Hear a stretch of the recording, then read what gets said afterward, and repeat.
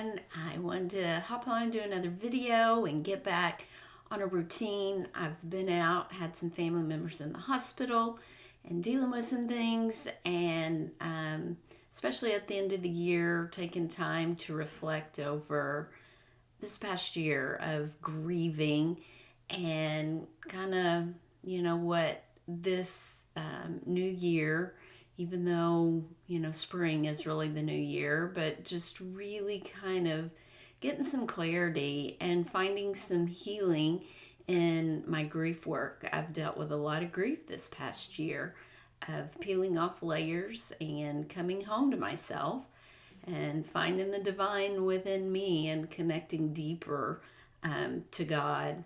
And so I just wanted to share with what I've been working on. It's a manual and it's free. All you have to do is ask about it, and I will email you the PDF form. But anyway, I just want to kind of share just kind of where it started from and my heart behind it all. And it comes from the darkness of deep grief. It's where it took root and grew from there, and it's a beautiful thing, and I just want to share. And just talk about, for most of my life, I have lived from doing what was expected of me. And I learned at a very early age how I felt safe when I pleased people and pleased my parents, being good. And I saw how it eased tension when I was good. And my mom, we didn't have just a whole lot of money when I was real young. And so she learned to sew and made me some really cute things. And so I was the cute little girl in these perfect clothes. And I just started playing the role because I saw how it brought happiness to my parents, to my teachers, and from an incident that happened to me in the neighborhood, how I kind of shrank inside, and so I found safety in hiding behind the walls of perfection, people pleasing. And I got involved in church and learned how I could be really good there and be praised for it by doing things for God, right? And so I learned how to be mature as being the firstborn. Kind of comes with the role, right? Being firstborn and being the perfect student. I was quiet, and I did good in school just because I was a hard worker. I did what the teachers told me. In church, I was in a Bible memory association to help me with my reading because I was a slow reader. And so I learned the Bible and memorized it at a very early age. And so I continued that throughout being in children's ministry, from youth ministry to doing street witnessing, and doing all the things to become a good Christian soldier, right? Marching off to war. Isn't that the craziest thing? As children, we learn that. So on the outside looking in, I was perfect, and mothers would, tell their kids, oh, you need to be like April. And I think even teachers told my younger brothers, oh, you need to be like April, because they were rambunctious, they were themselves, but everyone was looking to have their children to be quiet, respectful. They thought it was mature, and it just caused me to shrink inside. And so I lived this way throughout all my life, and I had testing anxiety in high school, and it kept me from finishing my nursing degree because of this anxiety. And I would have these tremors that people and the doctors were like, oh, they're just, non-essential tremors. That's what's going on. Well, my body was acting out from all that stress and trauma, in the neighborhood when I was young, and just the church and all the expectations it had on me. And not maybe that was demanded, but I perceived that to be a good Christian, to be a good Christian soldier, watching the Left Behind series, where I remember being in the church environment and youth groups thinking, okay, am I prepared for when the bad men come in of the devil, during end times, and they come into our schools and they're going to hold a gun up to my head and say, do you believe in Jesus? And kid you not, I was ready to die. I thought that's what being a good Christian was. I was preparing myself for death, knowing that time was going to come. Someone was going to hold a gun to my head.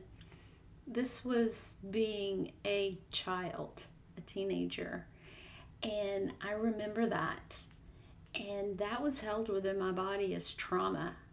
I should have never been taught that, exposed to those videos, and being scared to where I just shrunk inside, and I had to put this extra stress on my body of having to perform, of being the good Christian. I remember, I think I got Camper of the Year one time.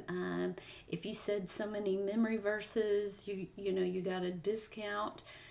And not saying there's anything wrong with that, but the pressure it put on me. I don't think they realized it, and how I took that in. And through my filters and my life experiences, how that affected me. It caused me not to question. I even remember being in a children's ministry Sunday school, and I think I asked, well, if God created everything, who created God? How did God just appear? As a child, I asked that, and I remember, from my perception, I might be remembering it wrong, but from what I can remember is the teacher was like, we don't know what to do with this. Instead of encouraging my questions and wanting to know more and celebrating that, was like, oh my gosh, I don't know, but we need to quiet her down because she's disrupting class. We're off our lesson plan. And I remember them telling my parents when they came to pick me up, y'all need to deal with this. In my child mind, of having to push her aside, answer that, whatever. And so the first response from my question was not of, oh, this is great for you to question, was, oh, we got to find an answer, because everything has to have an answer. Instead of just being curious and wonder and let that expand. And so I learned and just added it on to one more thing to learn. Okay, be quiet, don't ask questions. And then in the types of churches I was in, and growing up from childhood to youth to adult, don't question the anointed. And so then again, don't question when something doesn't feel right. Shh. This is God's anointed. You can't touch that. And so, not that you're coming against someone, you're questioning for yourself, is this right for me? Maybe I need to be in another church. Maybe I need something else. But it's no. Other people told me, prophesied over me, no, this is where you need to be. And so I learned, don't question. And so what it was causing in me was for me to shrink inside and to be quiet. And I learned to close my voice. And I learned to be what everybody else wanted me to be. I learned to be spiritually mature. And what happened was I was just becoming a shell of a person. And if I go and look back, because back then I didn't know what I was feeling, because we were taught in church, in different ways, that feelings are bad. You don't live by your feelings. Feelings lie. When really feelings are just indicators of what's going on inside. They're like little flags. Hey, this is going on, and maybe you want to take a look at it, be curious about it, and bring some compassion to this part of your life, to this part of your body, this part of whatever's going on, pain in you. And so what was happening is my body was taking this all in. And just, in church you were told if you felt convicted, your heart's racing and all these things are going on in your body, well, that's God. For me, what I learned when that was going on, my body was saying, this is not safe, whatever's going on. So I felt like I needed to respond to do the right thing when my body was like, you don't have to respond to every altar call. You don't have to, ask for repentance for every little thing. Give yourself some grace, because that's what Jesus taught, right? Was grace. And yet I couldn't give grace to myself. And so there was a really bad incident that happened in church between me and my husband. It was a very public event that happened, what was said from the pulpit about us to the congregation, and it was a large church, and it was very hurtful. And me and my husband went through something between us that was very hurtful, and then to have this happen from people we thought were friends, to say this when they thought they were trying to help us by doing this, it brought devastation. And from that, I learned how to, go inside and find my feelings. But yet there still was a part of me that's like, oh, I can't let the people in the church down. I still need to perform and do these things. And inside, what I was uncovering was all that deep despair, the loneliness of not having friends that really knew me and let me question and let me fall apart. Because in the church, it was all about, okay, well, let me pray for you. Let me give you the scripture. We need to fix you. You can fall apart for a little bit, but, get back on the wagon and, let's get fixed. Let's get healed. It's all about healing instead of being. We're human beings. We're not human doings. And so, I was kind of unraveling. And then it just got to where I just felt like I couldn't even be me in the church. And I had to step away and really go inside. And, I started going to places that I always thought were demonic. Going to, yoga and doing different types of meditation outside of the Lord's Prayer, or, specific ways that we were taught in the church how to pray, and being like, I'm feeling some calmness. I'm feeling connected to people outside of church. This is interesting. And so I was allowed the freedom to explore and to question. And so from that, I began to find myself coming back here and finding God in here, and that I didn't need something on the outside of me to bring me wholeness. It was already in me. It was already a part of me. And learning to listen to my heart, where God resides, is in here. I have always been connected. I have never been separated. And hearing my body, because I'm one. I'm connected to my spirit, soul, and body, where, I guess I just thought I was just all spirit.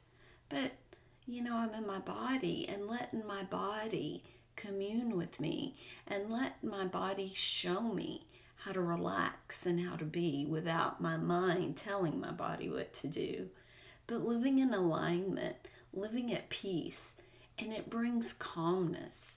And so what I've learned with going through this in my life in this past year, of really coming to grips with that and grieving losing myself in church, to where I'm coming home, I'm feeling more connected to God. I'm finding it easier to live in kindness and live in peace and patience and long suffering and having compassion for people instead of trying to point out the devil. You know, the world has gone mad right now. There's always been times in the world where it's gone mad, but now it's just so prevalent.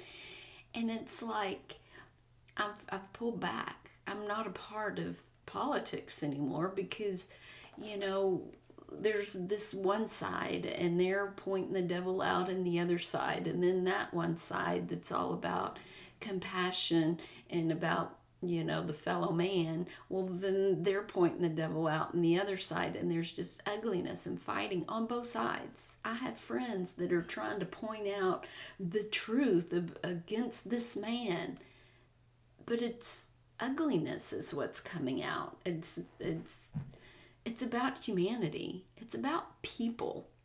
And you find it in the church. It's just back and forth of pointing out and control and manipulation. And it's hurting the people. All of this craziness is hurting people. Nobody's standing up for the people. They're standing up for policies. They're standing up for blaming and trying to get people to see the truth instead of showing kindness to each other on the opposite side instead of calling each other names. That's craziness to me.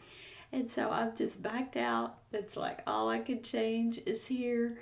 I can find happiness, healing, wholeness within me, and living from the inside out, right? And so that's the name of this healing, actual healing from the inside out. But it's, I don't know if you can see this, but I've created a journal and different journal prompts from just a general guide. I'm not blaming anyone. I'm not coming against the church, religion, God, anything to do with that. It's just allowing questions and talk about, you know, understanding my experience or your experience. Talk about fear, shame, and the need to be good. Where did that come from? How was your environment? How did it shape you to have the beliefs that you did? Was it good? Did it feel good? Did it feel bad? Did it cause you to be kind? How my body learned to survive. I look back at my past and I don't beat myself up. I don't beat the church up. I was living in a way that brought me survival to my pain, right? It helped me to survive. I had some great experiences in church. I'm not coming against the church, but the whole religious organization of the control and manipulation of the church as a business, instead of caring for the people, right? And, you know, there can be some abuse in the church, and it's about the people. Listening to my feelings without judgment, releasing false beliefs and shame, the beliefs that once protected me, the behaviors that followed, reclaiming choice and inner authority, and living from the inside out. And so it just asks some simple questions. And, you know, what did being good in my religious environment, what did that look like? How did I know when I was doing it right? And for me, it was the validation of others. I didn't know how to listen to my heart, to what felt good. This feels right. Being kind to one another feels right, not because I'm doing it, because this is what the Bible taught me, right? We all, if we could go inside without all of our walls of protection, we want to be kind. What behaviors help me to feel loved, accepted, and approved? You know, when you were possibly in church or whatever organization you were in, when you got the look, right? The look was to help you, guide you back onto the path that maybe others wanted you to be on, but where it caused you to be small inside, right? So this guide is just a general reflection, and you can use it at your own pace. You can answer questions, you can mark them out. You can use it as a coloring book, whatever you want to do. It's about your journey, right? And so it's not about fixing anybody. It's just about learning to be curious, right? And so this manual, it's pretty thick because, I have different things and activities to help you engage your body, your physical body, maybe with some breathing exercises, different things, just simple things. It is fairly thick, but it is free. And I made it just because I want to share with people. And it's just something I wanted to do to help people feel safe. Maybe they don't want to be in a group, in one of my groups. Maybe they want to kind of do this on their own to get started. That's great. You do you. Whatever feels right for you is the right choice for you. And so I know what it's like to be hurting and not knowing what to do. And so this is a guide for you. Just email me, drop a comment, and I will email it to you. And you can either print it out or you can just, do it as you download it. Get your own journal, read the questions, and just journal, whatever you want to do that way. But if you do want the spiral bound book, the manual, there is a charge.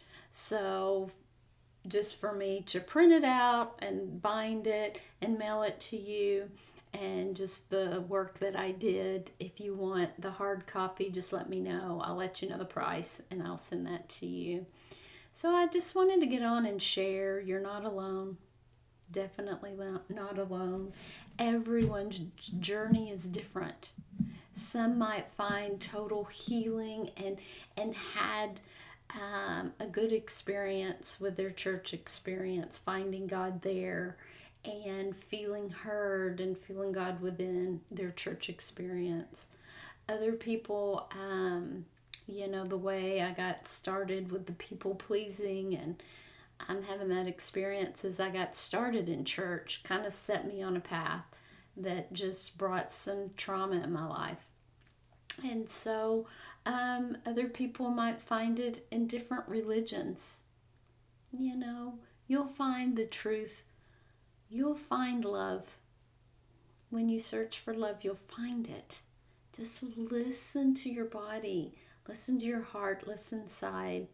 It knows. It will guide you back home to love. That's who you are.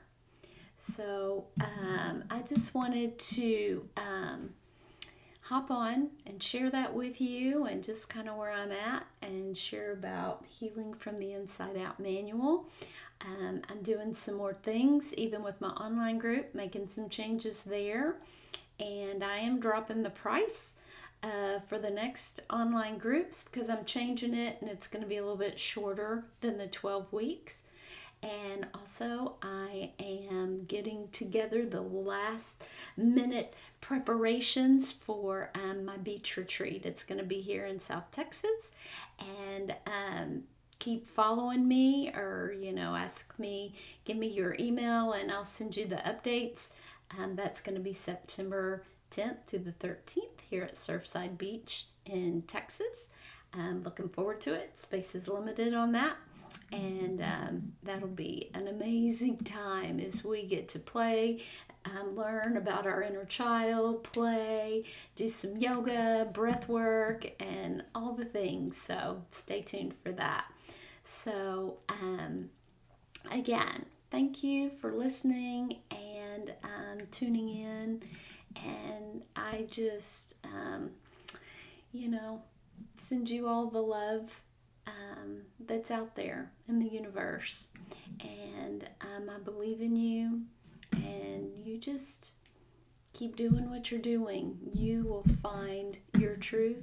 You will find the peace within, the connection within, and get out and enjoy life. The joy is within you. So have a great day, have a great week, and until next time, bye-bye.